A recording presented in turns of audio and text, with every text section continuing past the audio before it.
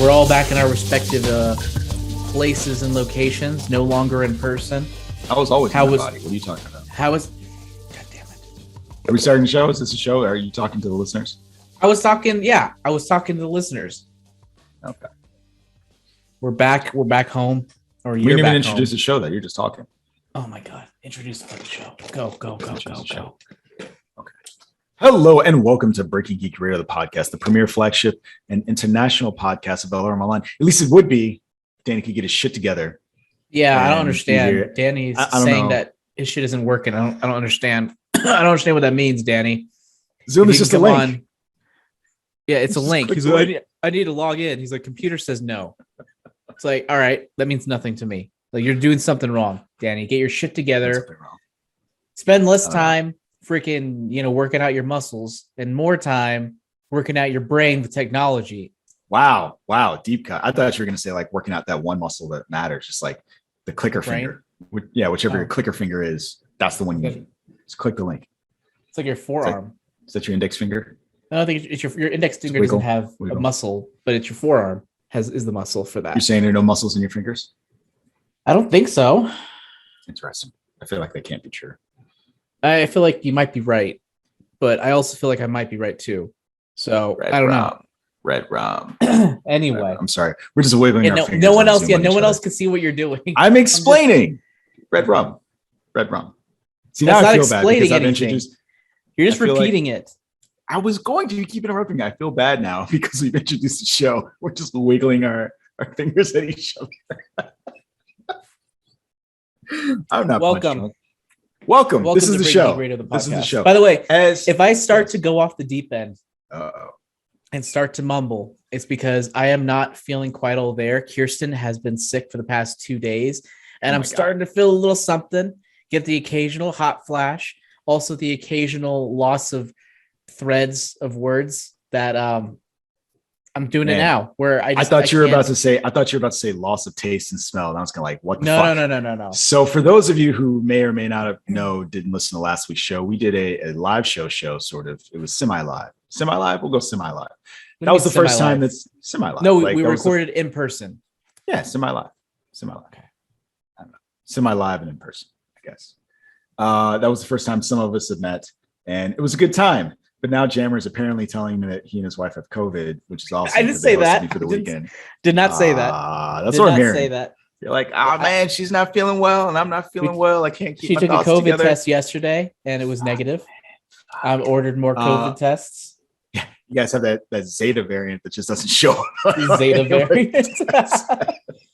You know what's scary? I saw there's this research. It's super small sample size, but there were about 400 some odd people that had their brain scanned prior to getting COVID, and they compared it afterwards, and they're like, here are the lingering effects on your brain. What'd they say? What are the lingering effects? So one of the things was basically brain damage to the area with taste and smell.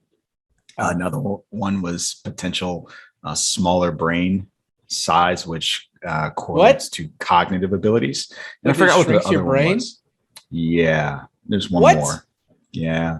That sounds like bullshit. I can send you the thing. I can send you the bit.ly link. Say COVID smaller brain. Oh my God. Even mild COVID can cause brain shrinkage and affect mental function, new study shows. No. Where'd you find that, since you didn't believe me? It's called The Conversation. I've never heard of this place. Never heard of this find site. It better. Find another one. While you're doing that, I'm not going to do that. I'm not going to do that. While you're doing that. No, you go ahead. You do your independent research. I'm going to continue on with the show. I'm not going to do the independent research. I'm dropping this subject right now. Fine. So on this show, it's just Jammer and I. As you can hear, this just like random, vague, bickering, married couple type thing. And on this show, we're not going to be talking about a movie today, but we are going to be talking about a movie. We have a ton of post-mortem Batman stuff, but not actually like post-mortem because he's not dead. Let's say post-premiere Batman stuff. We have a ton post-mortem also sounds negative. Like usually it's when something fails. That's the thing. Well, yeah. So we'll workshop that. We'll figure out a thing for the after effects of a movie being released. But we're going to talk about that and a whole host of other news. So stick with us. We're going to get into it right now. So the first thing we want to talk about, this is a story that Nick Dahl shared, that there was an AMC, for lack of a better phrase, pricing surge on the Batman. And if you look at what happened in AMC theaters across the country, it averaged out to about $1 more that you were paying to see the Batman than any other movie that was premiering at the time or out at the time. And so this is information that we got. Deadline is reporting this coming from Adam Aarons, who is the CEO of AMC. And this is the conversation he had. Now, the thing that sucks is we don't have what he actually said.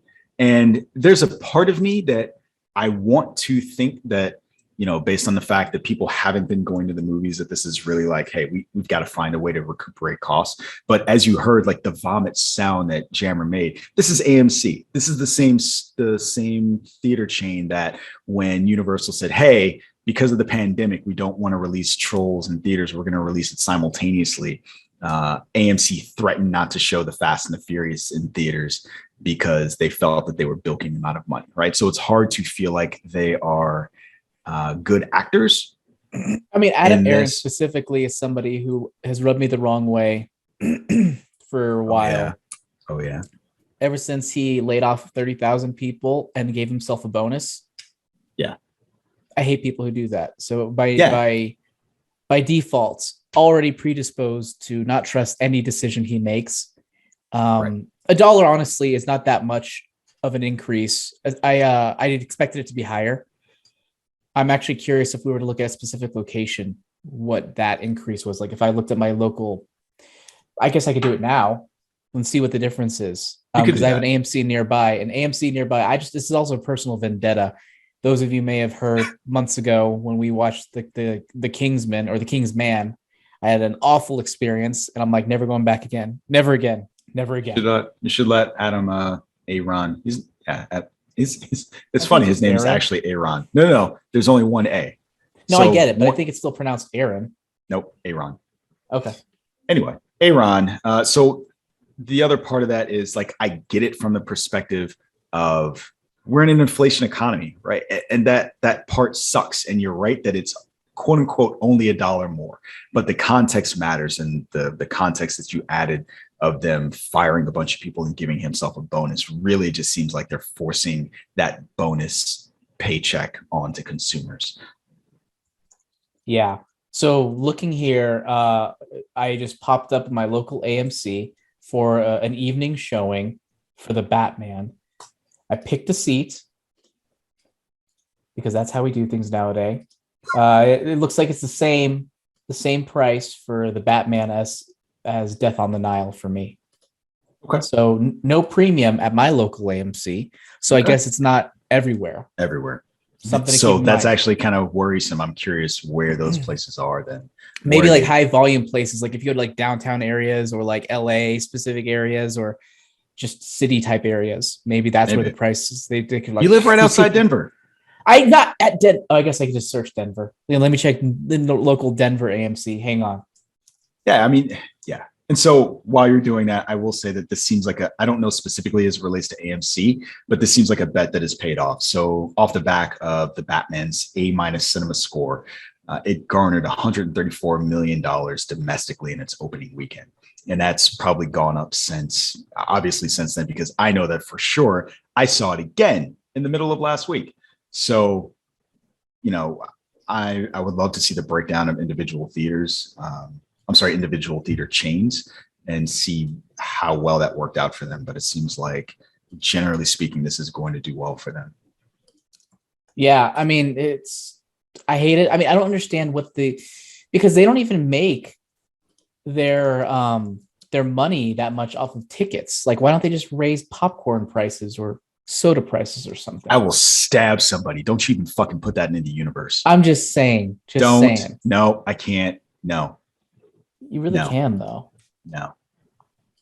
Speaking of corrective behavior, one of the things we talked about last time, there was a discussion we had when we were doing our live show in person thing. And there was a discussion about the character that Peter Sarsgaard was playing. Nick said, and I agree with him, that this is one of the Skarsgårds. That is not actually true. And so we were corrected in our Discord channel. So I just wanted to put that up. What, are you laughing? You laughing at? No, I was clearing my throat because I'm fucking sick. So, Zeb, thank you for pointing that out. Sorry for the incorrect information. And, the lesson that I always learn is trust Nick, but verify Nick. Trust but verify. Trust but verify, specifically with Nick. There's so currently no price hike at another closer to downtown Denver theater. Okay. I wonder if it was maybe just for opening weekend. Maybe much ado about nothing. Maybe just for opening weekend. Maybe Denver is just, lucky. And as I said at the top of the story, what sucks is we don't have the specific language that was used. This is information, again, that's coming from a Deadline article and information that is related to an earnings call. And it would be nice to have that information. So yeah, just like you said, is this specific to opening weekend? Is this specific to specific areas and demographics and all this other stuff? We don't have that information. So that's the part that sucks. Yeah, I wish we had more information to go off because we don't have like specific numbers that from AMC. We don't really know how it fared compared to other places. All we know is that it did, and it seems like it's done well. Yeah.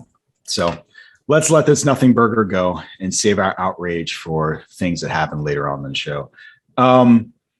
We got some information about a potential sequel as it relates to this movie, and it's hard to see. So spoilers for the Batman. I'll give you 3, 2, 1.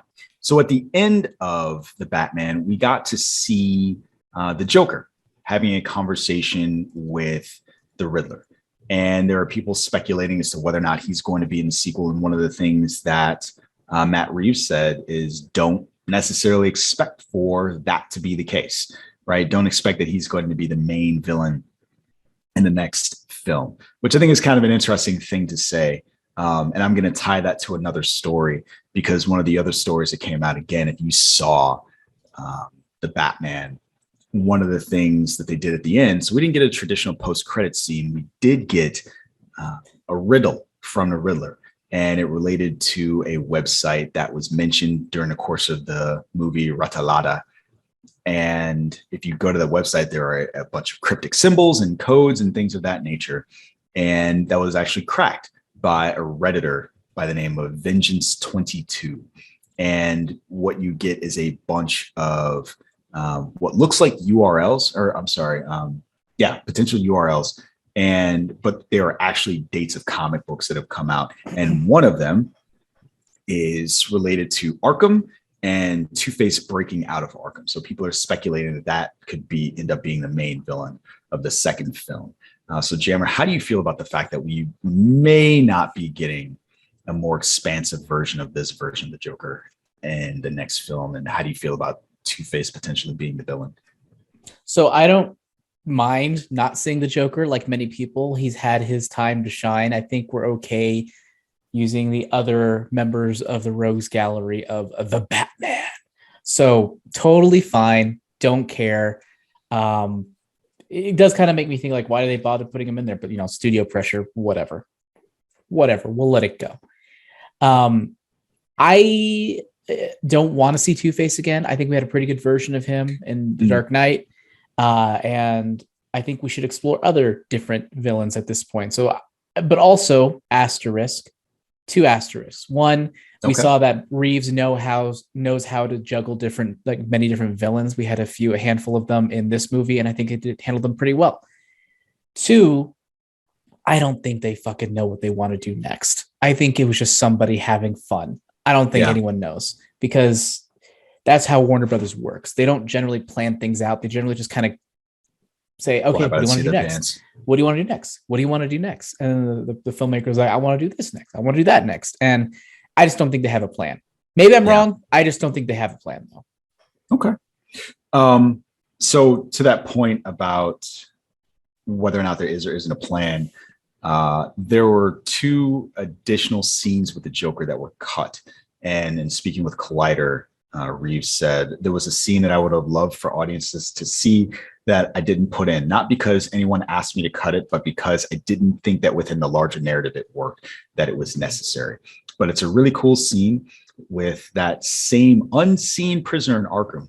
That was an earlier scene where Batman, because he's getting those cards and letters from the Riddler, is thinking, why is this guy writing to me. I'm supposed to be anonymous and he's putting a lens on me. I don't like that. So he goes to kind of talk to the Joker to help him profile this individual. So I'm happy we didn't get that scene. That movie was already long. We didn't need it. In fact, could have cut out that Joker scene altogether. I agree. Would have made no difference. Would have made no difference. I agree. And I honestly think that, so in other news that's not news, on the last show, I gave this film an A-, and I upgraded it to an A after I saw it again. And I think the reason for me why it's not an A+ is because of that scene. I didn't think that it was necessary, the scene that we're talking about at the very end. And I think this is kind of interesting. The fact that they had deleted 2 scenes already with him. How long was the assembly line cut of this thing? Like, how long was I don't know. Well, and so I am of 2 minds about the length of this movie. The Dark Knight Rises was 2 hours and 46-ish minutes, something like that. This movie was about 10 minutes longer. Dark Knight Rises is shit. Like, I don't care for it. I don't think it's a good movie. I thought that this movie was excellent. And so the sacrifice of 10 minutes to get a much, much better film, I would take that.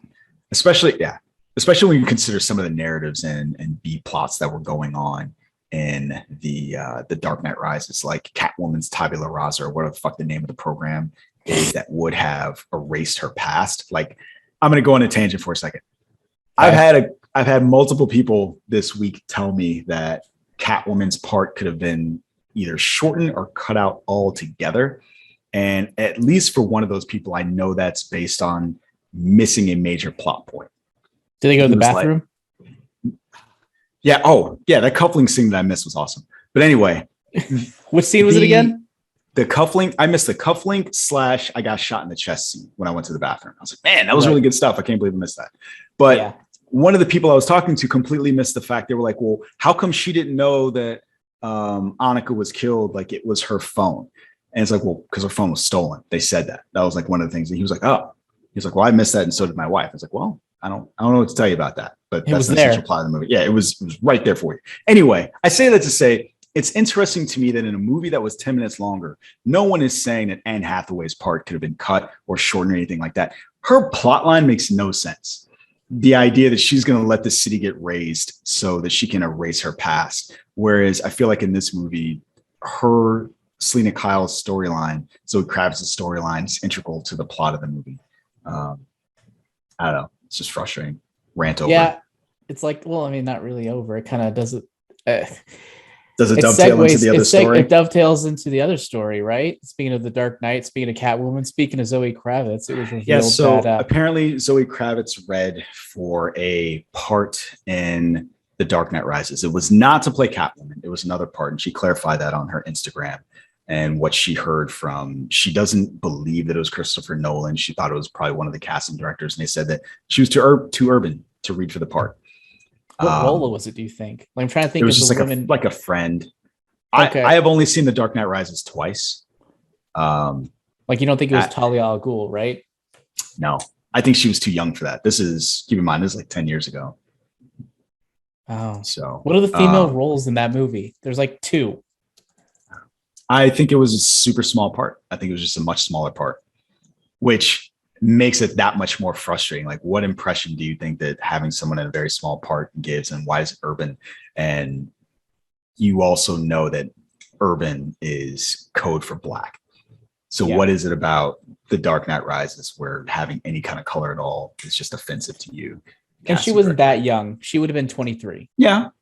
That could be Catwoman.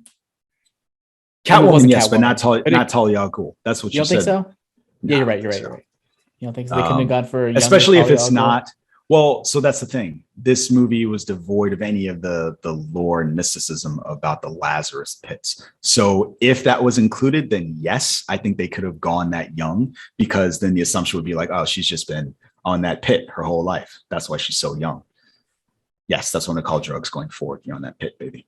So yeah, it's interesting, kind of frustrating, and kind of feeds into the broader narrative of another story that we'll talk about. But how do you feel about any of that? It's I mean, it's like it's very real, and the way things are often painted in Hollywood, it's never just like, oh, we don't like people of color. It's just, the normal thing where it's just like people don't want to see that. I remember back when I was pitching things in LA, cartoons specifically, we couldn't pitch anything with a female lead because no one would pick it up. Clearly things have changed. There's just things like that where it's like, oh yeah, they won't pick it up because kids won't watch girls, and then girls don't watch cartoons in the same quantity as guys, which is complete and utter BS. But it was just something that like you just couldn't, if you weren't somebody in the industry already established, you couldn't do that and expect to get picked up. Right. And it was just like, it's just that sort of thing. It's just a mindset which is about marketability. It's like, oh, it's not anything against this person. It's just, that's how the market is. And that's how it's always painted as, hey, we're just following the market. Hey, we're just trying to ensure our investment, and it's just another one of those things where it's like, oh, well, she's too urban for our white cisgender male comic book reader who doesn't want a person of color to play a specific role. I don't know. Who apparently thinks that despite being integral to this movie can either be introduced later or cut out altogether. So 10 years later, it doesn't seem like much has changed. Singling out your friend who said that? He's a colleague. Let's go with colleague. Colleague. Okay, so actually clarify what your colleague said. So he was saying that he thought that her role could have been reduced or cut out altogether and it wouldn't have made a difference. And that... what did you say to that? I filled in the plot hole that he fucking missed. And what did he... Oh, and that's when he was just like, oh, I didn't get that. He's like, I missed that. So did my wife. I was like, okay. And did he miss the part where she was the daughter of, what's his name? Of Falcone? I've heard people say that wasn't necessary. Okay, so you cut that out. So but that's part of the comic books. Like, it's like I get what you're saying. You prune that, and then it's basically saying, oh yeah, I could change 60 things without her, and it would work just fine. Yeah, I don't know. So yeah, it is what it is. It is what it is. This is the world that we just have to accept as it is. I mean, we don't want to. It sucks. I don't have to accept it. I'm going to tell you what plot holes you missed. Yeah. Explain it. But anyway, not to belabor the point, but yeah, that sucked. Both of those things suck. Yeah. It needs to stop. Knock that shit off, Hollywood. Get better. And then they are getting better slowly but surely, but emphasis on slowly. Slowly. With all deliberate speed. Speed. I mean, yeah. Do we have any? We have more Batman news, unfortunately. Unfortunately? Well, I'm saying that would be a good segue to another story, but I don't want to leave the Batman because the Batman is just like such a huge chunk, and we are continuing the postmortem of it. So we are continuing the postmortem. I don't want to deviate it too much. Okay, sorry, my bad. I messed up the segue. There are a couple of things. We've got a lot of shuffling as it relates to this movie. So, previously, yes. Are you leaving the Batman? No. Shuffling. A lot of shuffling as it relates to this movie. All right, go ahead. Turn your headphones up, Delmo. I heard what you said, but you say shuffling as it relates to this movie. Specific story. As it relates to this movie. Okay. As it relates to this movie. Sorry. So the shuffling that happened it's related to the spinoffs. Previously, we had talked about the GCPD show that was going to be filmed on HBO Max. In having a conversation with a podcast, Matt Reeves said that wasn't going to be going forward. So he was on the Happy, Sad, Confused pod. And he said one thing that we're not doing that I was going to do. So there was a Gotham police show, which that one actually is put on hold. We're not really doing that. And what has come out of that is the idea that this is going to evolve into basically like a haunted house show with Arkham being the centerpiece. So just where Gotham is a character in the Batman films, Arkham is going to be kind of a character in this. In addition to that, we found out that HBO Max is going to pick up Penguin's show. So that's going to be show run by Lauren LaFranc. And if you've ever watched Chuck or Hemlock Grove or Agents of S.H.I.E.L.D., her work is going to be familiar to you. And apparently this show has been in the works since September of last year, 2001. And what I find kind of interesting about this is 2021. I'm sorry. Yes. 2001. You're right. I did say that. It's 2021. I am number dyslexic, if that is a word or a thing. I am it. And, September 2001 is a very memorable month. So understandable. I think. Holy shit, I didn't even put that together. I think that was exactly like a Freudian happened. slip. Yeah. Yeah, I think you're right. I think that's exactly what happened. Man. One of the things that is interesting about this is that in the language that they use around the Penguin show, they keep calling it a spinoff. No one is saying prequel or sequel or anything like that, but what is instructive is the language that Colin Farrell uses when he talks about it. He said, I couldn't be more excited about continuing this exploration of Oz as he rises through the darkened ranks to become the Penguin. Will be good to get him back on the streets of Gotham for a little madness and a little mayhem. I interpret that to mean that him rising to become the Penguin is a prequel to this movie. Is that accurate? I don't know, because in my mind, I was thinking to myself, did anyone ever call him Penguin in the movie? Because if they did, then prequel potentially. But if they didn't, because at the end of the day, he was still the right-hand man of Falcone, right? Right. And so he's proto-Penguin. He could be proto-Penguin. He could be essentially clawing his way to the top from there, helping to fill that vacuum. We could be following him, trying to fill that power vacuum after Falcone's death. You're right. And there are two other things that happen in the movie. He introduces himself as Oz. He does not call him. I do not remember him calling himself Penguin. And maybe this is related to the conversation he's having with Batman, where he says, do you know my reputation? He's like, yeah, do you? And maybe that's what this is. Yeah. I mean, I could see it that way. And I'd be on board for it that way over a prequel, just because I think it'd be more interesting. No, I don't mind prequels. They're just like in my head, that is a more engaging story of continuing off of. I like seeing what happens after big events happen. It's like, it's never just sunshine and roses. It's always like something happens and now you deal with the ramifications, and dealing with ramifications, I think, is super cool. It gives opportunity for potential Batman interferences at random points. And I just kind of want to see more of this world in general. Post this whole situation, like, just it'd be more interesting to me than seeing everything more proto than it already was in the Batman. Sure. And I'm actually a little bit disappointed that the No Gotham show is happening, No Gotham Police show, but I'm happy that Reeves was willing to sort of pull back once the studio tried to morph it into something that he didn't want it to be. Right. But the disappointment is there because I remember watching the Batman being like, oh my God, I want to see more of this world. Like this whole just weird Gothic type feeling place that is Gothic, but doesn't feel like Tim Burton Gothic. It feels like grounded Gothic, and really interesting. And I'm just happy that we are getting something in that sense before another Batman movie. And I think a Penguin movie could be, or Penguin show is a good way to explore that.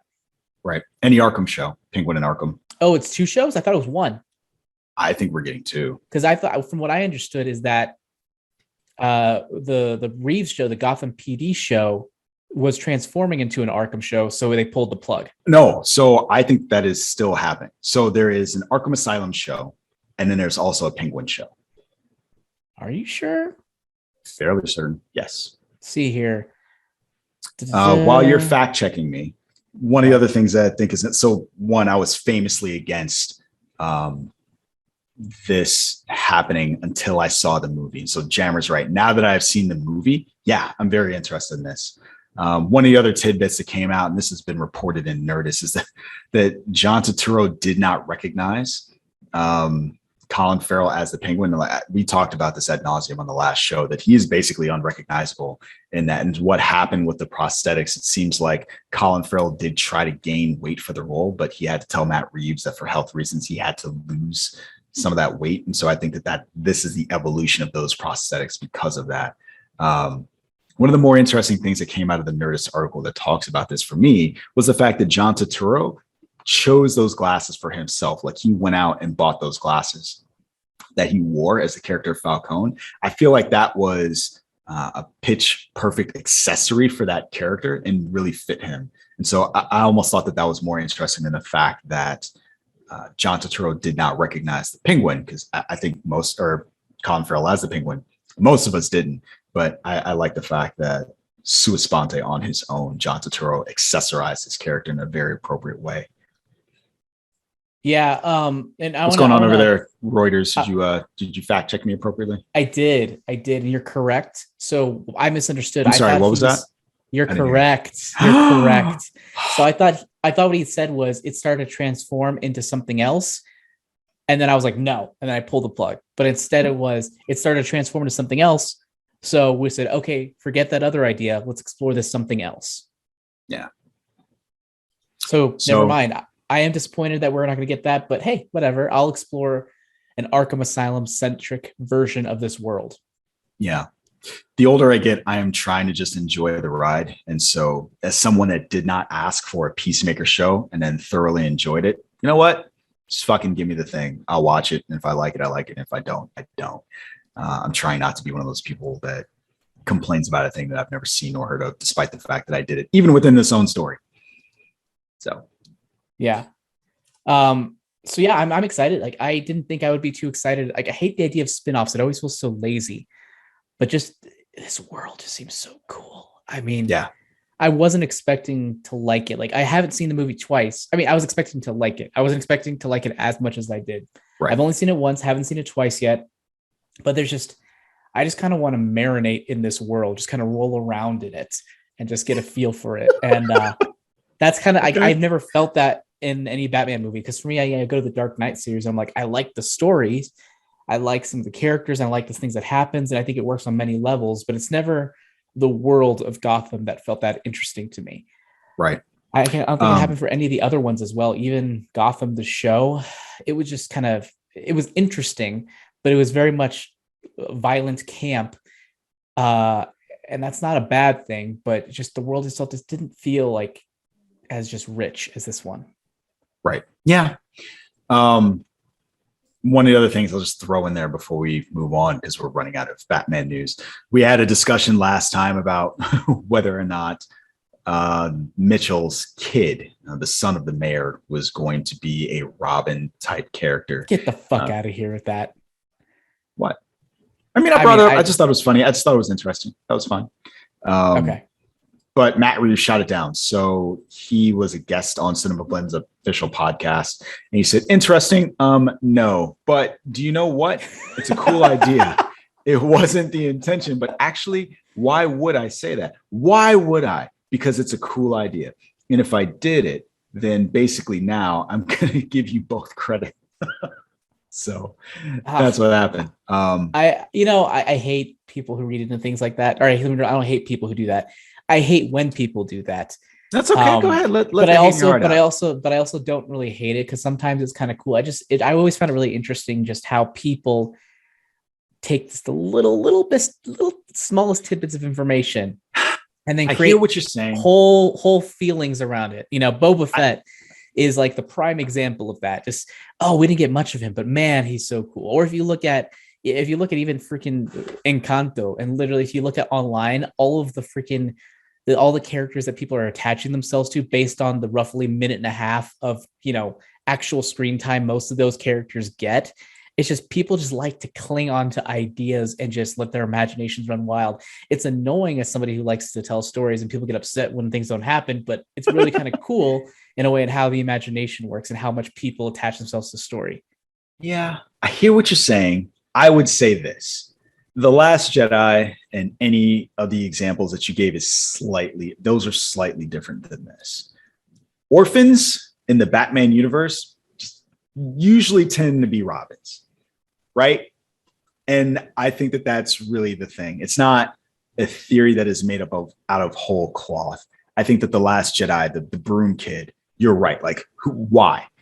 Here, there is historical evidence that, Dick Grayson, orphan, Jason Todd, both of his parents got killed.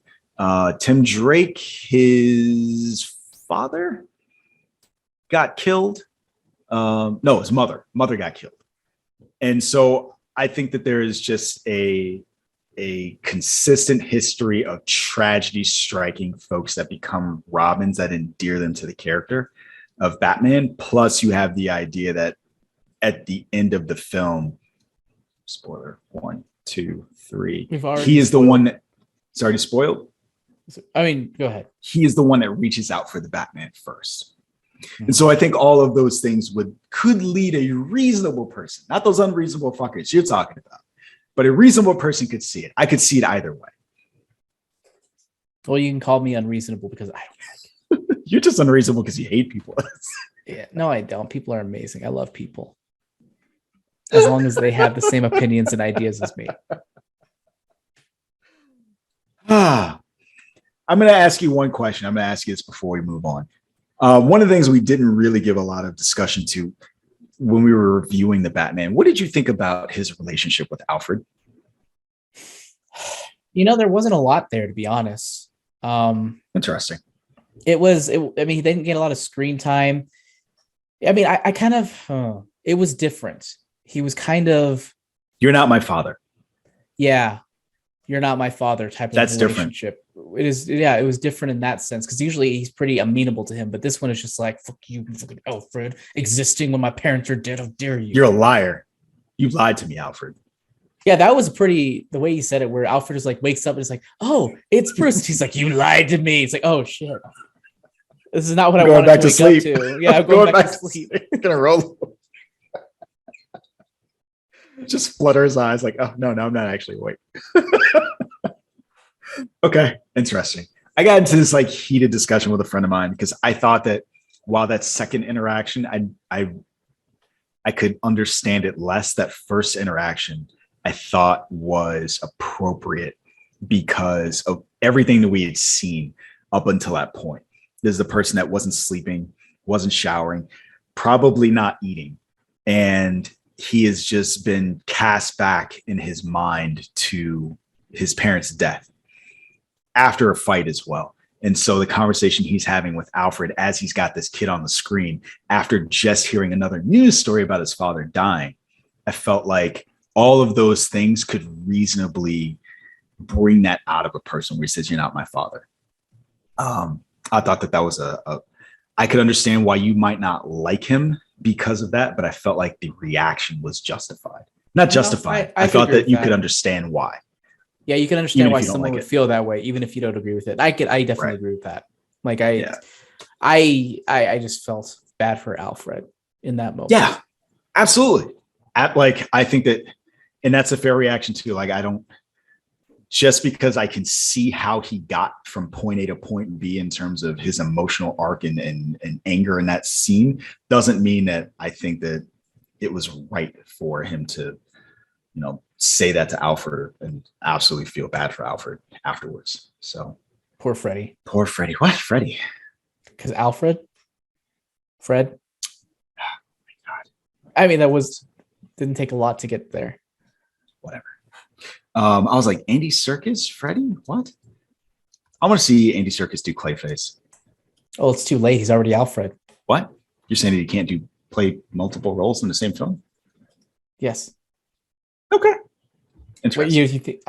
Why is it interesting? I feel like it's not a controversial opinion that he can't play the same character in a movie or two characters. He can't play two.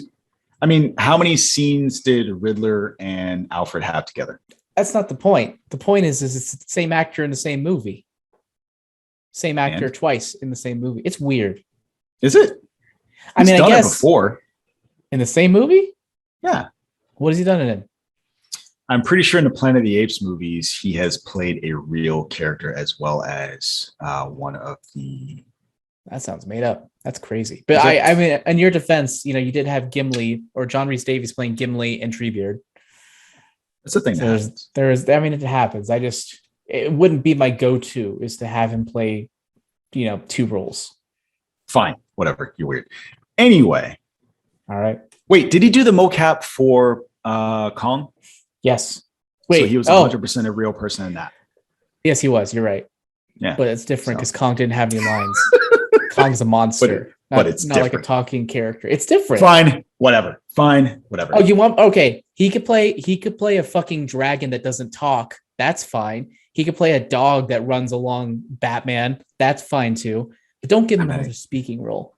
I'm not engaging with this. This is weird. Okay. I'm done with this. Done with you. Done with this. You ready to move? Have we discussed all the I feel like we've exhausted the Batman. Is that accurate? I'm trying to think if there's any of the other stories that it made $128.5 million at the box office. We talked about that. Did we talk about the whole thing? Yeah, I talked about it when I said the cinema score. So when I said the cinema score, I said that it had an A- cinema score, and that's coming off of the domestic box office because I tied it into the AMC price surge story. So $134 million opening weekend. And I tied that to the fact that AMC was price gouging people for $1. Well, how do you feel about the overall? So we didn't touch on it. You mentioned it, but we didn't actually touch on overall impressions about how much money it made? Box office. Yeah. So it is the second highest pandemic opening we've had, and I think that's behind Spider-Man. We're obviously getting a sequel. I'm happy that it did well. I think people are comparing it. Yeah, they're discussing it, like with Batman Begins and all this other stuff. Batman Begins, to the best of my recollection, opened soft. And this is not going to do the Dark Knight numbers because I think that movie made like hundreds upon hundreds of $1 million. Yeah, Dark Knight was like 1.2 billion. Oh, opening weekend. Yeah, it was insane. No, it wasn't hundreds and hundreds. It made on its opening weekend 158. That's it. I thought it was more than that. No. Interesting.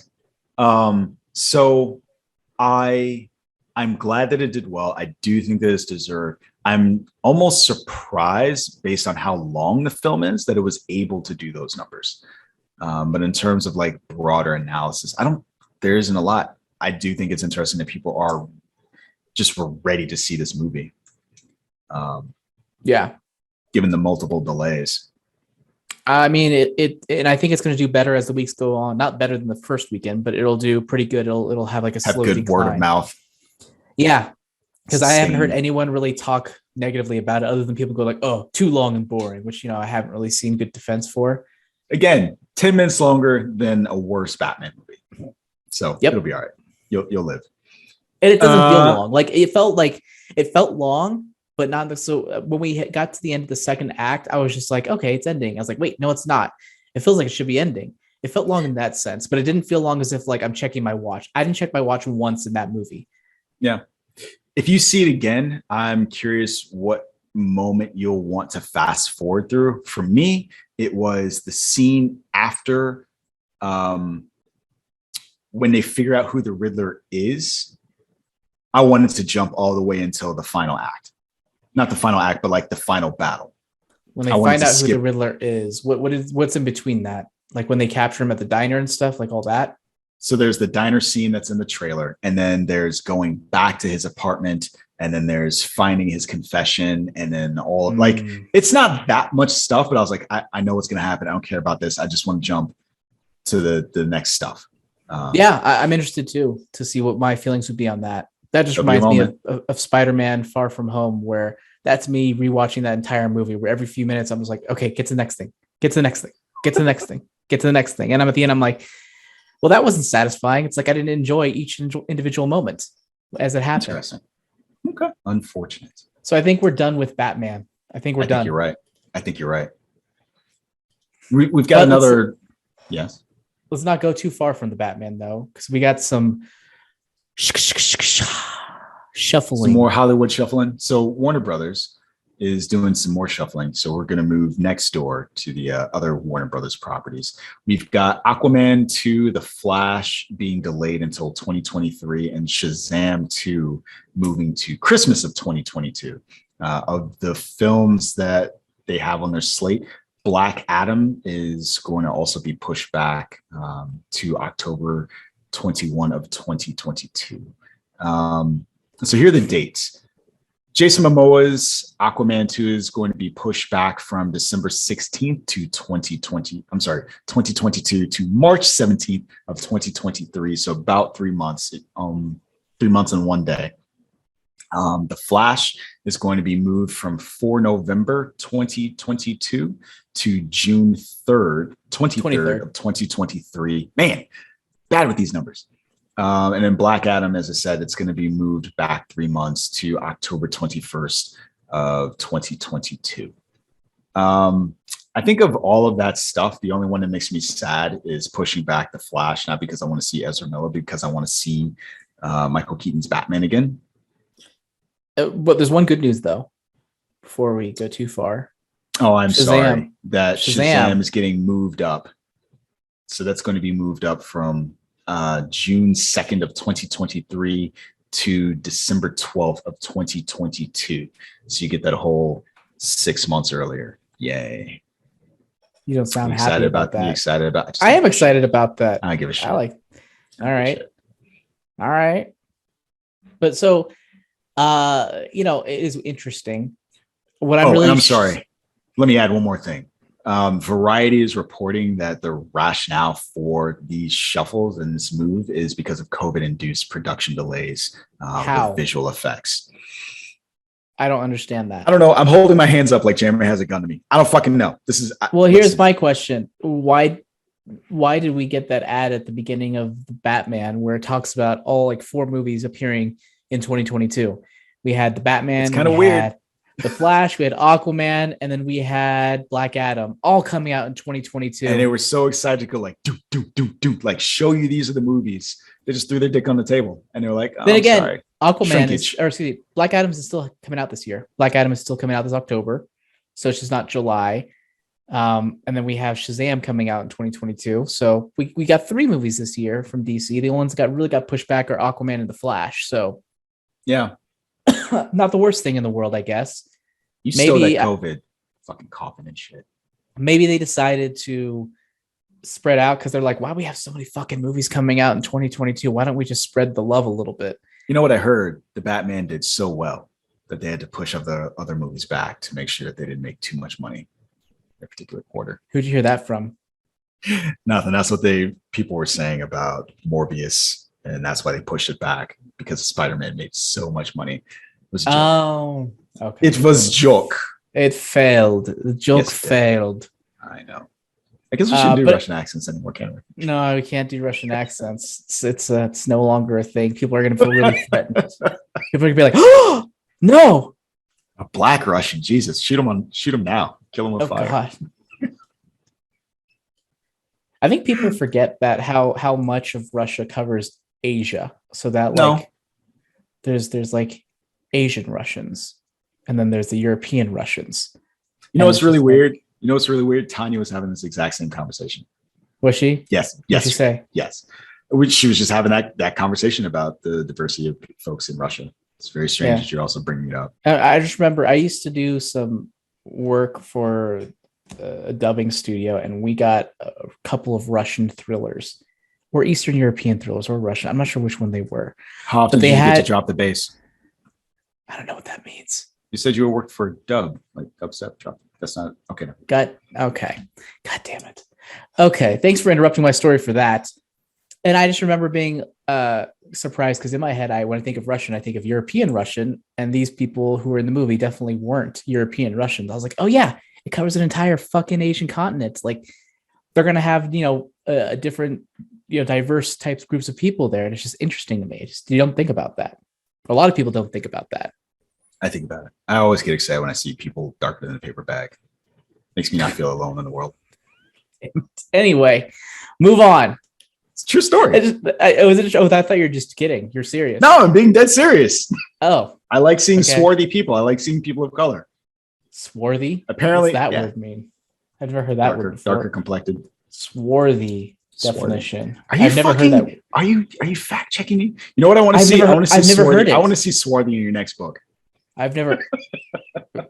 That feels like a offensive word. What? No. It feels offensive. If it is offensive, it's okay for me to say because I am black. Yeah, that's true. Swarthy. The definition the example in the sentence feels offensive. She looked frail standing next to her strong and swarthy brother. It feels just so weird. That is weird. That's a weird sentence. She looked frail standing next to her. I just Googled it. But the word actually means dark skin. No, it does. I'm just saying that I think the sentence in context just feels weird. Oh my God. Are we done reading Rainbow? Can we move on? We're done reading. We're done.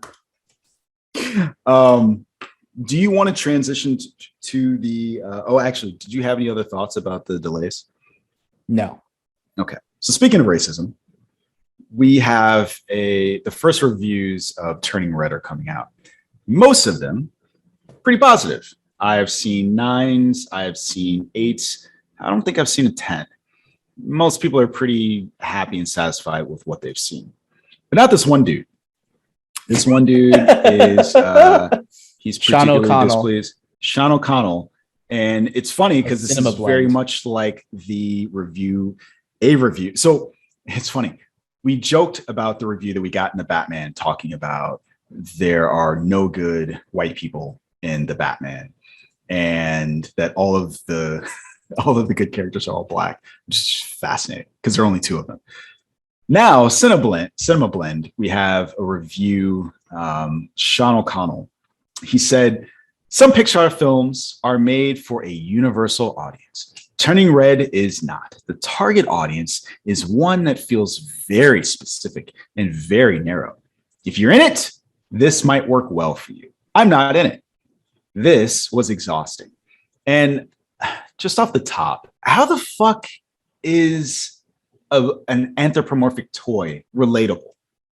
What is it about Buzz Lightyear and a talking cowboy toy that is so much more relatable than Asian girls that live in Toronto?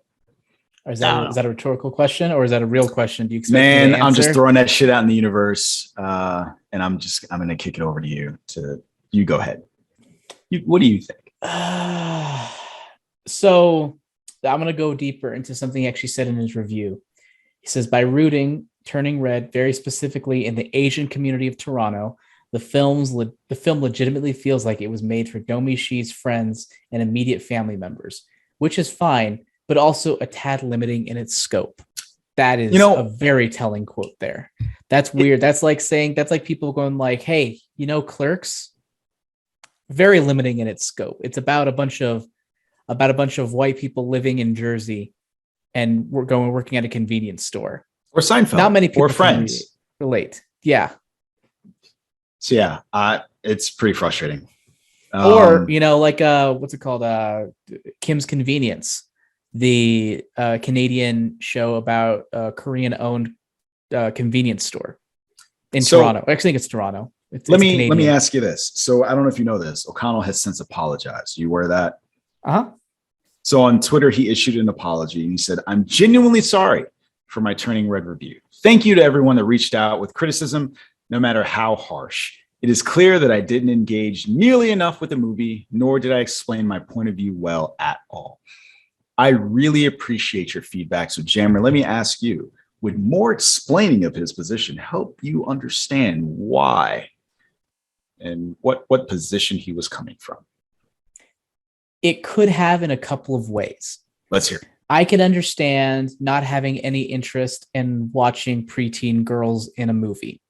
I can understand looking at it and be like, I don't care about girls that age and their problems.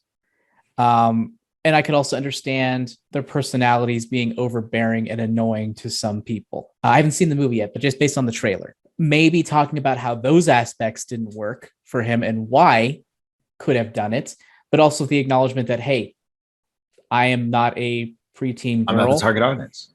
I'm not the target audience. In that sense, I guess could work. But the fact that he specifically pointed out following an Asian American thing in Toronto, Canada is very limiting. It's just like, it was very clear to him it was the not being white aspect that he didn't relate to, or not being based in America, or male. I mean, because you're allowed to not engage with things. There are certain projects where I'm like, hey, it has kids starring in it. I don't have any interest in that. I get it on some level. So in that sense, I could see that helping, but based on his criticisms, it doesn't seem like that was the problem. I mean, do you at all agree with what I'm saying at all? Or am I just digging a hole with that? No, I hear what you're saying, that there could have been more analysis as to why, but the problem is, I think that what you're describing is just a smart person's way of hiding their racism. right? Like it sounds very Scalia to me, where you are using more words to say, like, this wasn't for me. I'm a straight white dude and I don't care about Asian girls in Toronto. Is that reductive? Maybe, but it's hard to hear him say the quiet part loud and then hear him try and pull it back. Because I feel like I just got a window into that. And I don't think an apology. I agree. I agree.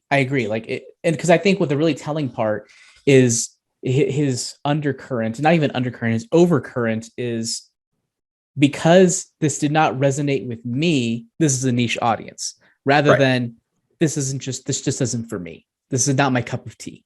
You know, there's a difference between me saying, or him saying, you know, I had a hard time, engaging with the characters. They were a little loud, a little annoying. I didn't like the humor. I didn't like this and that. And maybe it just wasn't for me. Maybe I'm not the target audience, versus him saying, hey, it wasn't for me. You know what? The target audience is probably really specific. It's just like, because it's not for me, it's not good. It's not wide audience capable. It's very limiting. Like, I imagine someone saying that about Coco or Encanto or some other film that has a very specific cultural meaning. And it's just like, I feel like the reaction that people had would be the same. And I think that it would be justified. And I can't imagine the context that somebody would give to that review that would make it okay, especially given, again, some of the things that Pixar, it's almost like someone could say the same thing about Inside Out. Never heard that complaint, right? That was, where did that take place? Was that Canada? No, it was San Francisco. So San Francisco. I'm not from California. I'm not a little girl. I don't like any of that stuff. Like, and I feel like trying to imagine someone saying the same bullshit about that movie. Like, I have complaints about that movie, and it has nothing to do with who the cast is. Like, I just don't like Sadness. She irritates the shit out of me. But I mean, like, you're allowed. I guess here's the thing: the line I'm trying to make sure we're delineating. Like, you're allowed to not like something. Yes. That is something that is allowed. But it's just a matter of, do you really not like it, or is it something else? There is a difference between saying you're not engaging the film on its merits because you are not the target audience. Mm-hmm. Like, and that's, I think, what is the frustrating thing. And it is loud as day. Why? But I mean, me looking at me looking at Avatar: The Last Airbender, who everyone fucking loves. I don't get it. It feels young, really young to me. The jokes don't land, and I just can't get past the juvenile humor and enjoy the story. Why is that? Like, that's fine, right?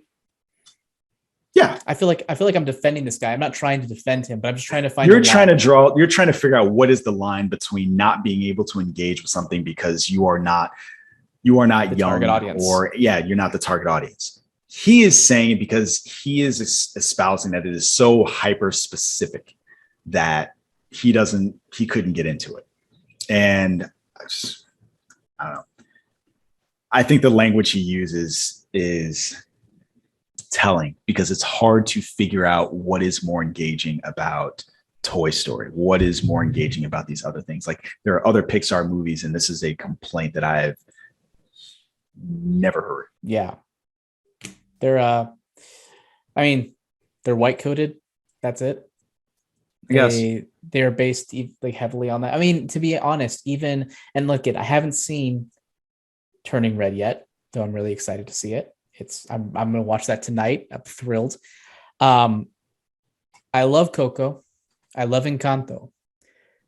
But at their heart, they still feel very American, and the types of stories they are, and how the message of the overall story is, especially Coco, because Coco is so personally achieving your dream.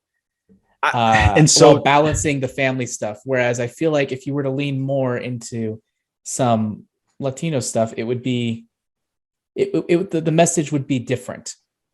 But it's very America centric. So is it that aspect? Is there something that is inherently, I guess, more, Eastern in nature and how the story is told with Turning Red that makes it even more foreign, quote unquote, Can't wait to find someone out. like him? I know. I can't wait to find out. I'm excited. But I just, it's hard for me to imagine someone taking anyone seriously looking at like A Bug's Life or Finding Nemo or Cars or any of the, or Wall-E, right? Wow. Who could be taken seriously as a movie critic for saying like, I'm not a fish, so I couldn't fucking relate to this movie. But if you're a fish, you know what? This might work for you. Yeah. It's weird. She's still a human child. And I don't know. I feel like I'm going to get too ranty with it, but I feel like if you look at other Pixar movies that aren't even human based, that it's a strange complaint. And I think the argument that I would make is that in his mind, even if they're a fish, the default in his mind is a white male. And so he doesn't have any problem in like having that sheen over it. But when it is in his face, that it is a young Asian girl from another country, that it's harder for his brain to do that work. Yeah, that seems to be it, for sure. And in Cars, I'm sorry. No, go ahead. I was going to say in Cars, McQueen is Owen Wilson through and through. So it doesn't take much work for his imagination to be able to relate to that character for that reason. And I could give other examples in Pixar for the same where that is true. Yeah. I like I have nothing against Cinema Blend usually, but just like we failed to, this is from editor-in-chief apologizing as well. We failed to properly edit this review and it never should have gone up. We have unpublished it and assigned to someone else. We have also added new levels of editorial oversight. Thank you to everyone who spoke up. So it's just weird to me that O'Connell's like, isn't he like the managing director? It's like, he's not like, and so to make this less ranty, we have had conversations in the past, and Brie Larson has brought this up in the past about the need to diversify the. Oh no, you said community. The BL word. I did say the BL word. And I think that is, I need to pull up that story because she got a lot of shit for that, because a lot of people were saying that, you just don't want men to be involved in things of that nature. And it is, here is an example of why this individual is apparently incapable of reviewing a movie that it's not about straight white men. At least that's what it sounds like. And so based on that, it does sound like there needs to be more diversity in the review community to counterbalance folks like him. Going to that Brie Larson quote that you wanted, it was at Critics' Choice Awards. No, wait. Yeah. Where was it there? Okay. But anyways, her quote was, I don't want to hear what a white man has to say about A Wrinkle in Time. I want to hear about what a woman of color or a biracial woman has to say about the film. I want to hear what the teenagers think about the film.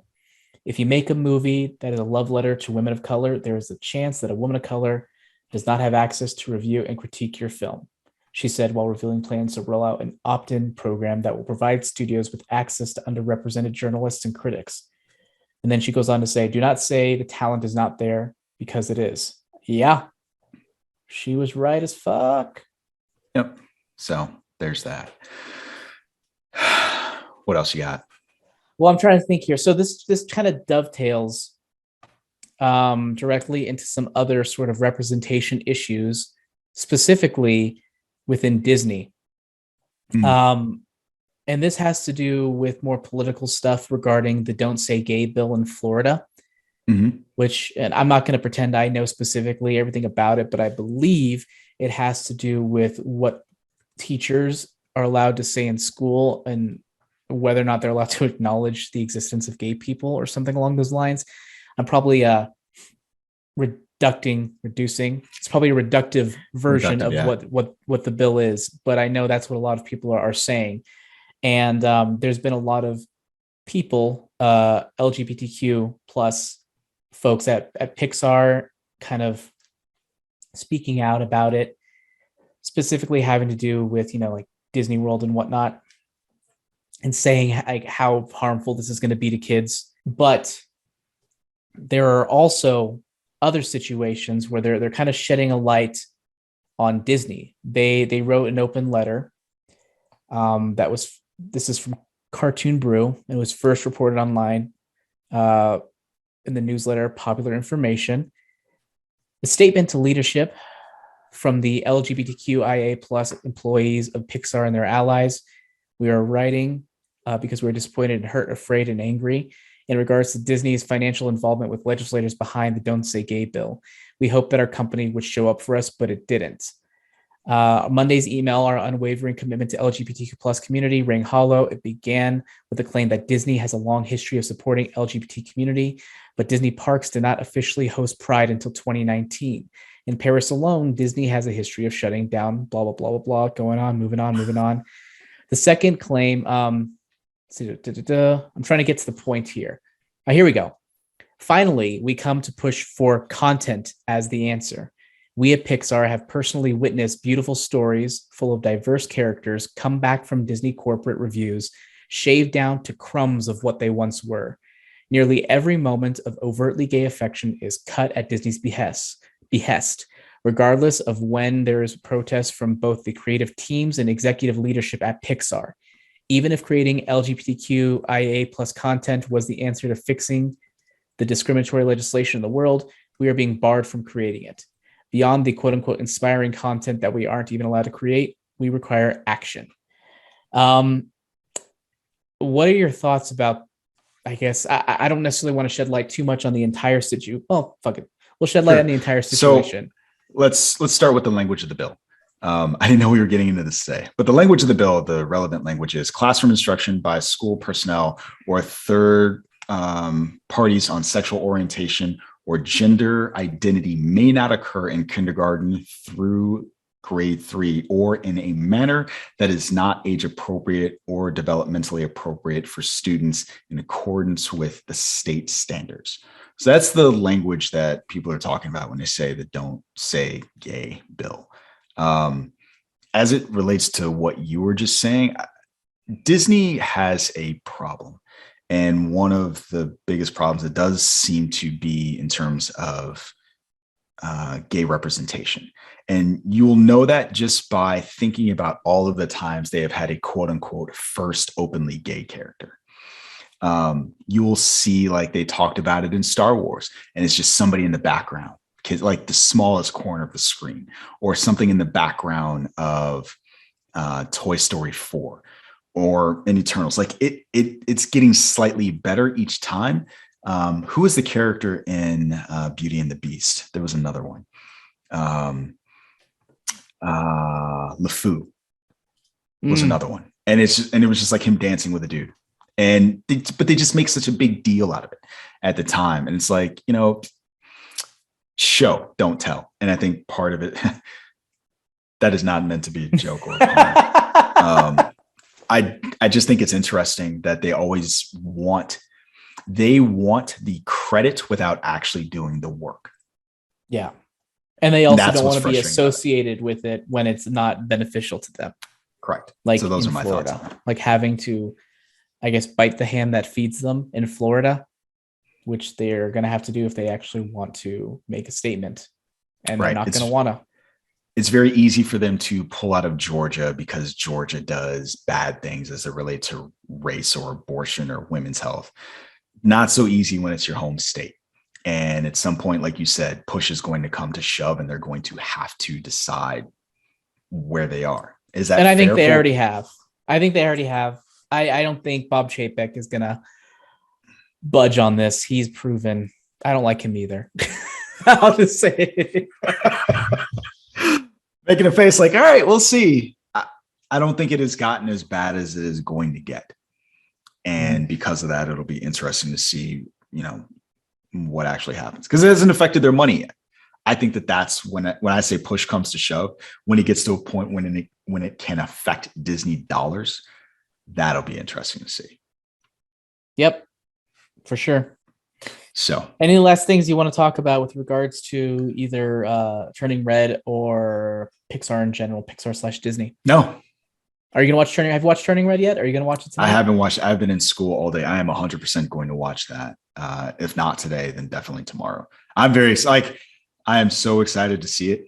And I'm kind of sad that it is not getting a wide theatrical release, because obviously there's an audience for movies in the theater. if O'Connell is any indication, then maybe there's a wider audience. Maybe it's just too hyper specific. I thought you were saying if O'Connell's any indication, maybe he isn't. Maybe there isn't. Yeah, that's it. Like maybe there isn't. And maybe he's right. Maybe he's right, but we'll never know. And so while it's disappointing that this is not going to get the debut that it deserves, it is nice that I will be able to immediately watch this with my children. So that I'm very excited about. I'm looking on Cinema Blend. I'm waiting for their new review of Turning Red to come off. Like I almost feel bad in this situation. It's like, oh, I don't feel bad, but like I almost do, where it's like, oh, they're gonna have to give a glowing review, right? They can't not do that at this point. I don't know.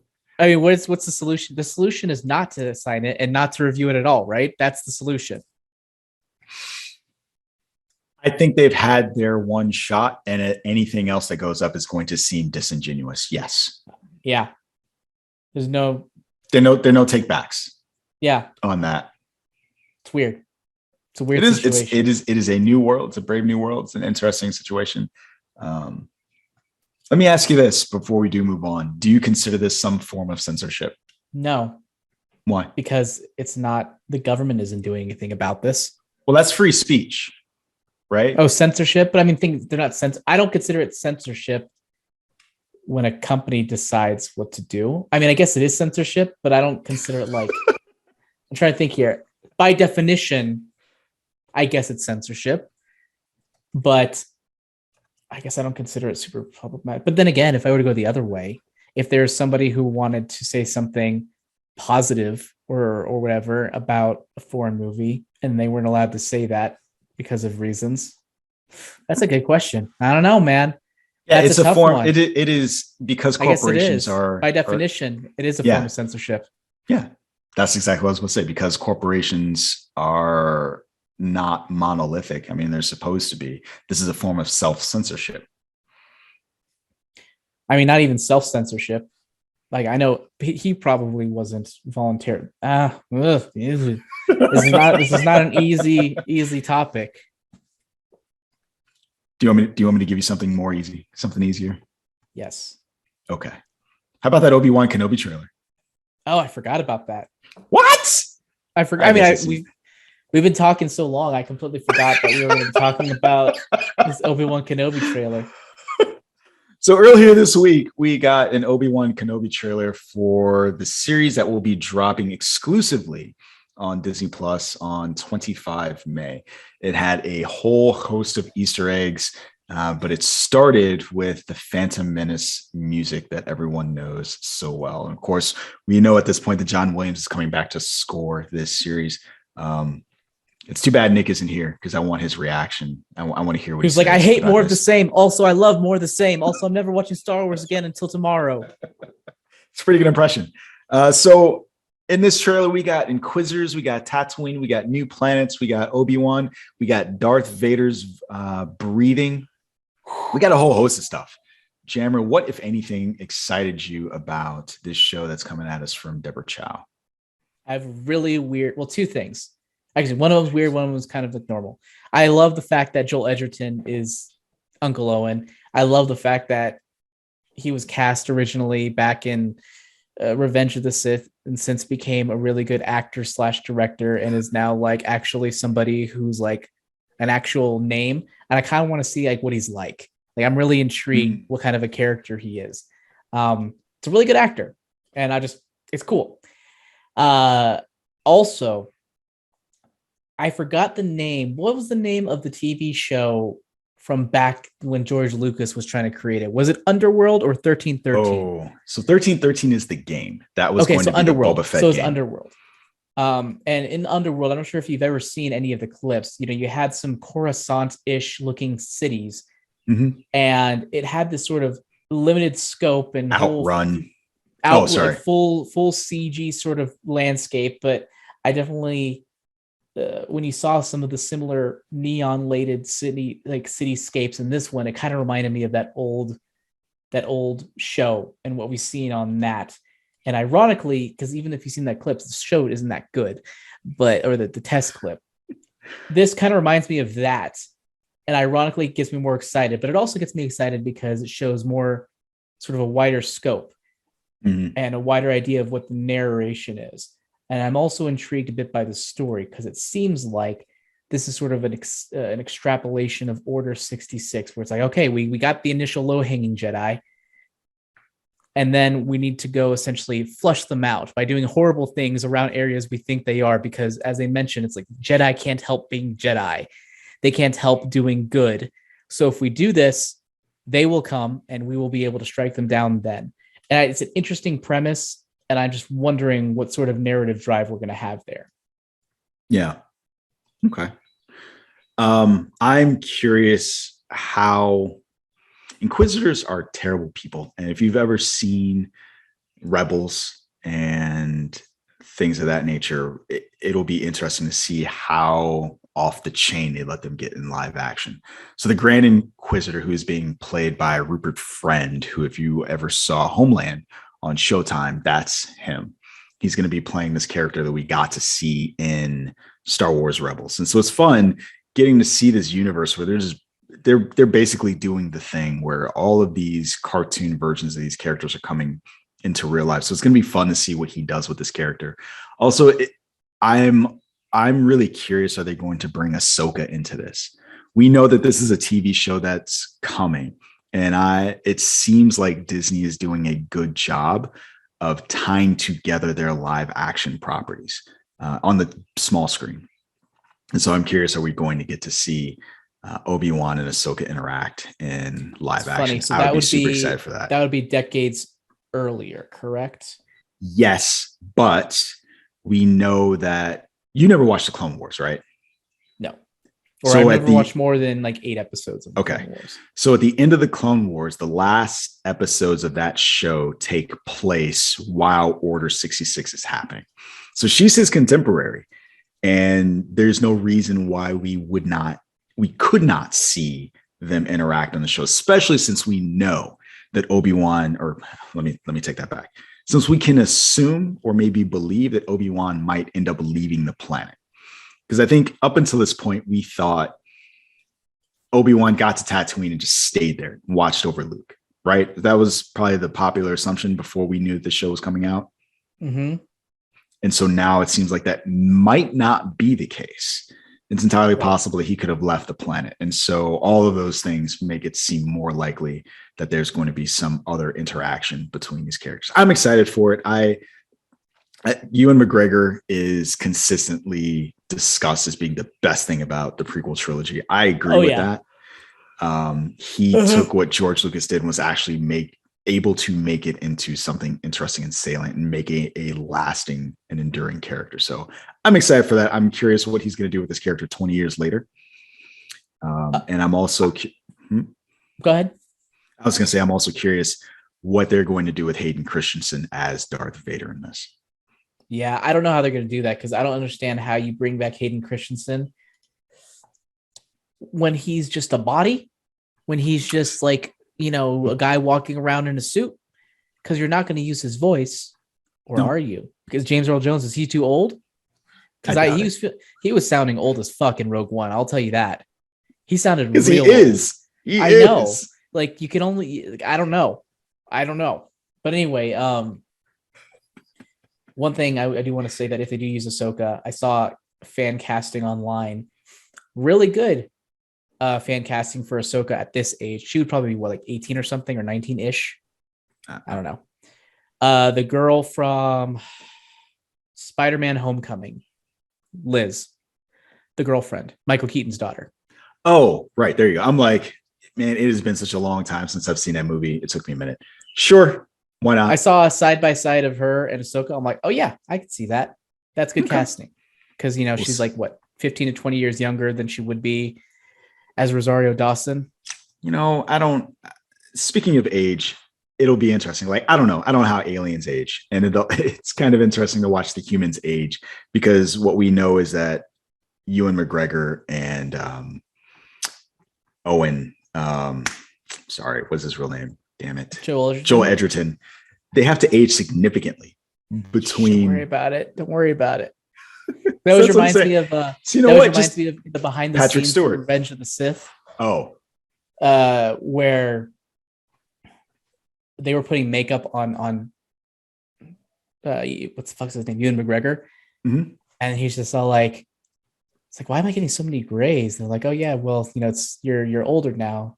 Like you're a few years, like you're 3 years older than you were last time. He's like, it's been a hell of a 3 years. Like is what he said. And I'm like, yeah, these people, the aging doesn't quite mesh. How old is Ewan McGregor? In real life? Yeah, 50. He's 50. How old was Alec Guinness? Alec Guinness in Star Wars. Age. Oh, fuck. I fucked up. And now I'm scratching my eye, so I don't want to type. Give me a second. All right, there you go. Age. He was... Oh, no, he wasn't 86. Fucking liar. No. Yeah. He was born in the 14. Do you really have to do math? What is 77 minus 14? He was 62. So we got 12 years. Okay. A lot of aging could happen between, especially on that planet, right? There's here's what's happening. The 3 suns. There's no moisturizer. That's what's happening, right? Exactly. That's what's happening. That's why he looks so old. Lack of moisture. Only 12 years. That's fucking crazy. Yeah. Huh. That's actually not bad. That's pretty close. But anyway, yeah, I'm excited for this.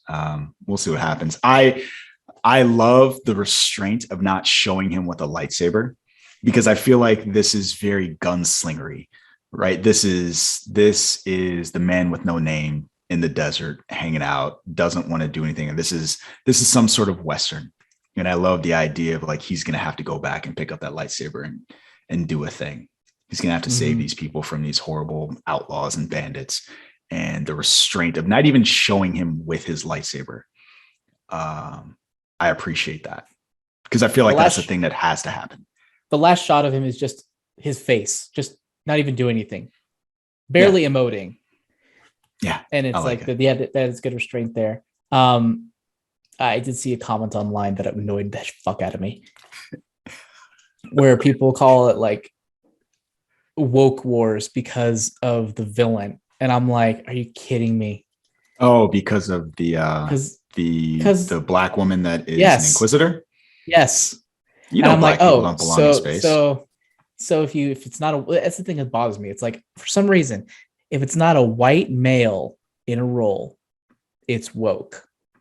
Yeah. That's so infuriating. We don't belong in space. There's actually a Star Wars. There's a Saturday Night Live skit about that, where they have the black characters and they have a convention. So the black characters of Star Wars meet and have a convention there in the convention hall. There's like 3 of them. Mm-hmm. That's the joke. Like there's just none of them. Yeah, they're just like in this big convention hall. There are only 3 of them. So yeah. And the person you're talking about is Moses Ingram. And the last name, yeah. Yep. So she was in The Tragedy of Macbeth, which was with Denzel Washington. Pretty good. Well, you want to hear the real tragedy? What's the real tragedy? Who's that guy that you mentioned earlier? The bald head guy? Rupert Friend. People complaining about him. Have you seen the complaints about that? No, I don't want to hear. Okay, actually, let me hear. I'm sorry, we're doing a show. Yes, let me hear the complaints. So they're complaining that his head isn't tall enough. So you mean like the people that fixed Cad Bane? So that's what I was thinking. I was thinking, that they're comparing him to the animated shows, which have elongated faces. But people are also saying that the race of that character is the same race of the characters from Revenge of the Sith. And this guy looks nothing like that. Wait, Revenge of the Sith or Attack of the Clones? I think Revenge of the Sith. Is it Revenge of the Sith? It's the one where there's no war here unless you brought it. Yes. Wow, you fucking pick. How did I recognize that line, and how did you pick that line up? I think that that's a pretty. Yeah, you're right. That is Revenge of the Sith, because I think he says like he's here looking for port administrator. If you Google port administrator Star Wars, that's supposedly, if I'm going to believe these fans, because I don't know. You're going to trust fans? Jesus. Oh no. No, I'm not. That's something. If you trust fans, I'm saying. God, I'm such a bitter little bitch. You are. So he is a Padawan. Come on, Nick, you can get it. He's a Padawan. And if you go to the Padawan, there's a Grand Inquisitor was a Padawan. People are saying this is a very specific one, and that he looks nothing like the rest of his race, as illustrated in Revenge of the Sith. Any thoughts on that? No. I don't even want to engage. No, I don't care that So you're not a real slightly fan. Different. I'm a bitter old man. That's what I am. I'm just tired of this. We can't have any diversity. If we have any diversity, then it's woke. If somebody doesn't look exactly like the cartoon, then they're angry. Like, it's just like, you can't make people happy, and trying to engage in a conversation like that. Like, you cannot have meaningful conversation, engage with somebody that's just gonna, kick over the game board, or just like, you can't argue with a fool. There's no point. Yeah. I mean, people just make sure, like, if they get the broad strokes, if they get the spine good of whatever we're saying, like, who cares about like the little things? And I know Cam on the site is just very much hates like Pablo Hidalgo, who talks about canon, how it's like canon is slightly different in context of a story versus, like, I don't know the quote exactly, but it's the idea that canon is what it needs to be to help support a story. And he's not all about that. Let me actually see if I can find that quote. Let me hear it, because I think I understand what you're saying. And I think the only concern to me would be retcons, and some retcons are fun, some are not. Mm-hmm.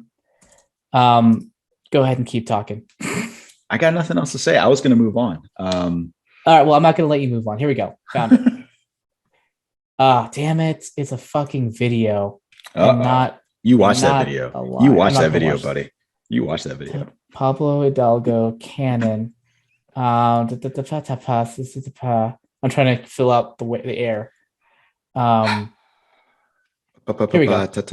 Yes, let's hear it. It's Jordan Mason, who I don't know who that is. What? I feel like I know who that is. Who's that? What is going on? I don't know. Mason? What is the quote? He says, "This is Jordan Mason. Let me talk about canon. I know, touchy subject, blah, blah, blah. By and large, it seems misunderstood. An important thing to remember is that Star Wars is and always has been established as a mythology." Pablo Hidalgo quoted that tweet and then went on to say, "If you want, one way to square this circle is the history textbook version of events, quote unquote, person X and Y, where on planet B we're on planet B and A when persons, sorry, he had a typo and it threw me off. Persons X and Y were on planet B when A occurred is canon. A fictional expression of it is potentially dramatized and embellished for its medium. Your space mileage may vary." Then he went on to say, "This allows for inevitable variations that must occur in transmedia adaptations of the stories across formats." Okay, enough scholarship is early. And then he went on to say that I talk about this at the Seattle Film Summit a few years ago, back showing how different various versions of Luke destroying the Death Star across retellings. Yet where they agree is what we accepted. Where they differ is dramatically important, but historically not. I feel like Star Wars is the only place where this bullshit is acceptable. I feel like that's where I would. What bullshit? The fact that we're talking about this right now? So there's the fact that we're talking about it, the fact that it sounds like people are just finding a way to make canon not actually mean what it means. And maybe to some degree I can accept that, right? So if you just accept the idea a long time ago in a galaxy far, far away, that sounds like a fairy tale, right? That's how you start fairy tales. And from that perspective, yep, there are lots of different takes on Grimm's fairy tales. I don't think that that's what was originally intended. And I think that this is, like I said before, this feels like a retcon. And from that perspective, it's annoying. But sure, I don't care enough to... But it's not the end of the world. Yeah, I don't care enough to make a salient argument about how stupid it is. But I could see why that would irritate people. Because if that were actually true, then they wouldn't have gotten rid of the expanded universe books. If canon is just whatever you make it, if it's just whatever it needs to be to support the story, and who cares? The idea of Disney swooping in being like, this shit doesn't matter anymore. And I don't care, right? Because I think those expanded novels, if you enjoyed the book, that is enough. That's enough for me. But there are people that are genuinely upset that they came in and said, this is no longer canon. Yep. So I don't know that I agree from that perspective, that it's just not canon just because, based on their definition of what canon is and isn't. But I don't care enough to make an argument as to why. I think that the expanded universe example is a good one for me, because as someone who indulged in those books a lot, I gave zero fucks that Disney came in and said it didn't matter. Right. I didn't read those books and need them to fill out that story. Right. Because again, that is something unique and germane to Star Wars. That idea that all of these books influence the television shows and the movies. And I don't need that to be the case. I think that that's unique. Right. Okay. Going from saying I didn't have anything to say to saying a lot. You said a lot, but that's fine. You're allowed to change your mind. What about you as an author? Like, I think that the extended universe example would be particularly salient to you. I mean, I like to keep things as potentially consistent across the board, but I also do think there's some room for, minor differences here and there if needed for one reason or another. The small things, nothing huge, but I also do appreciate the other perspective on history, where things don't necessarily happen as history says it happened. That's something that George R.R. Martin really took advantage of in the Game of Thrones series. And there's room for that. But at the same time, there's a difference between a historical account and then what we've seen. So I don't know. I can see why people be annoyed with it. I don't care enough to be annoyed by it. Because for me at this point, I don't care that much about the Star Wars mythology. I care more about having fun and interesting Star Wars stories than I do about whether or not it perfectly matches up with mythology. Yes, I might get annoyed, like, wait, that doesn't quite, but then I'll be like, if it's a good story, I don't give a shit. Don't care. Yeah. Kind of like how I don't care as much about, any time travel logic in Avengers Endgame or multiverse logic in Spider-Man No Way Home. So yeah, it kind of reminds me of another property where I remember there was a period of time where Force Unleashed was canon, and now all of a sudden it's not. Like, I don't need these stories so desperately to connect to that world to make it interesting. I'm curious what would happen. Could you make me care that much about a Marvel universe? No. I think that I was going to say this. I think my relation to comic books informs my relation to Star Wars. I have no expectation that what I read in the comic books is the same as what they're going to do in the Marvel movies.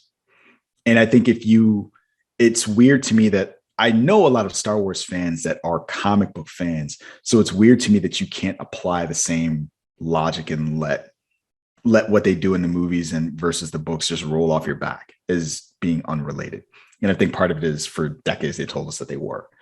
But again, you should be just as comfortable with it not mattering, because you had this relationship with comic books where it didn't matter.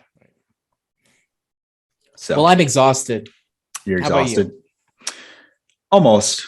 You're not excited about Star Wars or Star Trek? You don't want to move from galaxy far away to. I mean, I've never been a Star Trek fan. This has always been a you and Nick thing. Why can't you be Nick? That's adorable. Anyway, I'm gonna say this because I'm wearing my Star Trek hoodie. So we're gonna do this. We got the first trailer for Strange New Worlds, which is going to be the newest show to join Paramount Plus's pantheon of Star Trek shows. Plus's pantheon. I know, say it 3 times fast. So we're going to get a 10-episode run of this show, and it's going to debut on May 5th. And it's going to be, as they all have been, about 45 minutes an episode. And we got glimpses of Pike. We got glimpses of the ship. I'm really looking forward to seeing this version of these characters again. So we've got Rebecca Romijn as number 1, Ethan Peck coming back as Spock.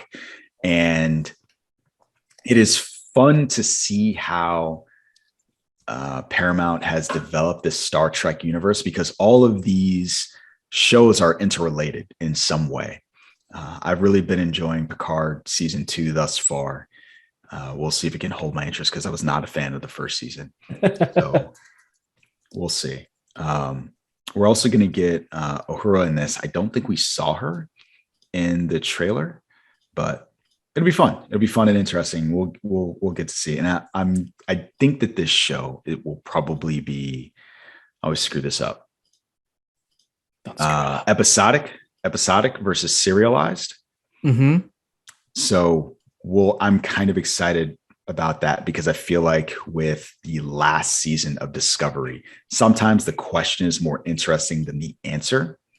Okay. And if you've been following this mystery the entire season and it's not good or interesting, you're just kind of let down by what you end up getting. If a show is more episodic, there is less of that potential. So we'll see. I wish I could actually react to this, but you know me, I'm a Star Trek dipshit. I think, you know what would be interesting? I'm curious if you started with this, would you be into it? Because I think that this is probably a good place for you to jump on. But I have no interest. It's a good point. Yeah, I mean, like, I'm sure I could like it, but I mean, there's already so many other things. I don't know if I want to hop into a franchise as extensive as Star Trek at this point. I'm like, I'm okay with the movie. I'll watch the movies. I'll stick to the movies. Okay. All right. And also, I don't want Paramount Plus. You know, if I didn't have to get Paramount Plus, I probably would be more willing to do it. Yeah. Yeah. There's just too many services. The nice thing is my wife and I split those up, so nobody has to pay for all of that stuff. It feels less of a drain knowing that somebody else is getting the bill for one versus the other. Yeah. So, yeah. Paramount Plus, make a free option, and I very well may indulge in your trekkiness. I'm kind of surprised that there is not a ad-supported version because we just found out we're going to get one of those for, I think it's HBO Max. Really? So, yeah, I have to double check that. No, is it HBO Max or Disney Plus? It's one or the other. Either one is surprising. Really? Why? Because I think both of those are doing plenty well as it is without that. Hold on, I'm going to look this up. So this is funny. Variety says Paramount CEO says Disney Plus launching ad-supported option. Wait, Paramount CEO? What? Yes. What does that mean? I just think it's funny that we're talking about Paramount Plus and the Paramount CEO is talking about this. I don't understand why he's saying that. What is he saying? They're talking about it is a valid strategy having an ad-supported streaming option. I guess. But I wonder, does that mean that you're eventually going to get one? That'd be nice. I mean, I want to cut down on a service or two. If I can get an ad-supported version, I'd be open for that. Yeah. Well, which one would I want to use? Like, I think I'd want to use it on, I guess HBO. I'd be open for that. Well, they do have one. HBO does have one, but it's not free. That's the problem. Oh yeah. I want a free. I'm talking free here. Yeah. Well, HBO Max's ad-supported version is $10, and that's $5 less than the regular version.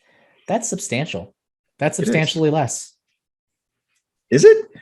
$5? That's a good amount less a month. Oh my God. Okay. That's like $60 a year. That's like it's $100 a year with ads, or $150 without. That's like 2 people or 3 people going to an escape room a year. It's $50.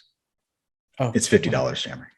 I thought you said 12 times 5. 12 times 5. That's I 60, I did not give you an equation. I told you exactly how much it costs for one versus the other.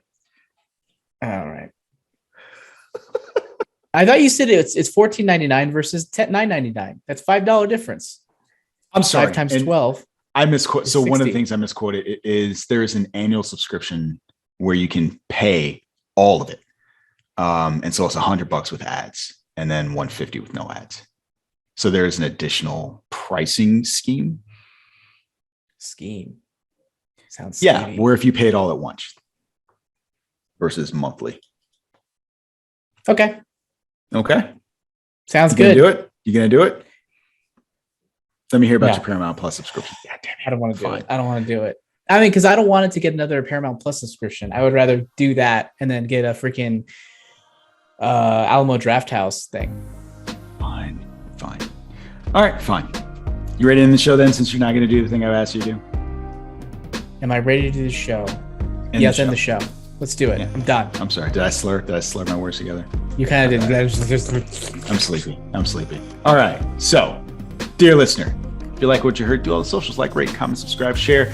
We definitely appreciate it. Also, the Genreverse has other great programs for you to listen to on YouTube, as well as lrmonline.com. So you can find those wherever you find your favorite podcasts, be it on your smart speaker or whatever app you're listening to this right now. Jammer, where can you be found? You can find me on Twitter at Jam the Writer, and all of my stuff under the name AJ Cerna on Amazon and Audible. And you can find me tweeting at Sir Jonesius and picturing, Instagramming at Sir Jonesius as well. And of course, right here on Breaking Geek Radio, the podcast. Folks, as always, thanks for listening, and we will catch you on the next one. Hasta lasagna. Do not be getting on any Anya. What? Mission accomplished. I don't know. See, you gotta stick to what you know. I didn't do it by accident. I know. It sounded like I see. Okay. Did you see that people were upset that they're bringing the no. This is not one of those. People are upset that they are putting the Daredevil and Marvel shows on Disney Plus. Yeah. I don't know. I guess. I'm surprised they're not putting it on Hulu. I don't know why they're putting on Disney Plus. Because I think that services can be multiple things. Like, it's weird to me to have many services but Disney is different. Disney is a different sort of brand. I hear what you're saying. I think in the 21st century we need to get over it. I think it's okay. Like, if it's okay for Bugs Bunny to exist on the same channel as fucking Euphoria, then it's fine. Right? No? Mike, I see your point. I hear what you're saying. I hear what you're saying. I don't know if I agree. I get it, but I get it. I don't hold Disney as such high regard. I don't. I don't have